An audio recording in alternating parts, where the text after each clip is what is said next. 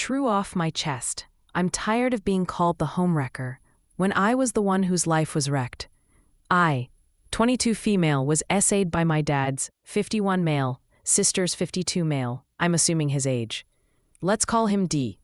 All through 6th, 8th grade when I was between 12 to 14 years of age, there were instances where D touched me inappropriately. A few instances I can mention are: 1. A cold winter night. D was dropping me home on a bike. It was 11:30 p.m., and we had to barely travel 600 meters.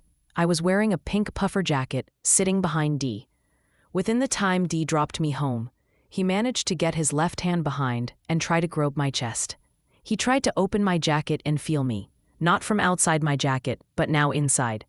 Before he could, we reached my destination. 2. A normal holiday, I was at D's place. I should mention that since D is my aunt's husband and that they lived very close to us, -1 kilometer, it was very common for me to visit their place every now and then. So it was a school holiday and I was at their place, playing with my cousins, Aunt and D's kids. There was a moment where D was sitting on a sofa. I was standing in front of D, but my back was facing him. D brought both his hands around me, placed them on each of my non-existent boobs, and starting drawing circles around them. As a 12-year-old, I was confused. I felt this weird tingling I had never felt before. And in front of me was my cousin, who is about 4 years younger than me. When this was happening, my cousin was right in front of me. 3. Since D is basically my uncle, he taught me and his daughter to ride a bike. So it would be 3 of us on the bike at all times, the one learning in the front. D always in the middle and either me or my cousin's sister at the back, depending on who's at the wheel. While I used to ride, D would put his hands on my thigh and feel them from my knee up till the start of my abdomen, in a continuous cycle. I thought it was normal and tried to see if he would do this with his daughter as well, but he didn't. That didn't feel right. It was long after when I realized that what happened should not have happened. 4. I was lying on my bed, stomach down. D came from behind and smacked my ass. This was confusing AF because smacking was normal in my household, although these past incidents didn't let me look at this smack the normal way. These are the incidents I can remember as of now. I told my parents about all this in December 2018. Since then, my mom spoke to my aunt about it once, and my aunt thought it was some sort of misunderstanding or something I assumed happened to me. No one spoke about it from 2018 up till March this year. This topic was somehow lit to fire again. One thing I should mention is that I loved my aunt and their kids to death.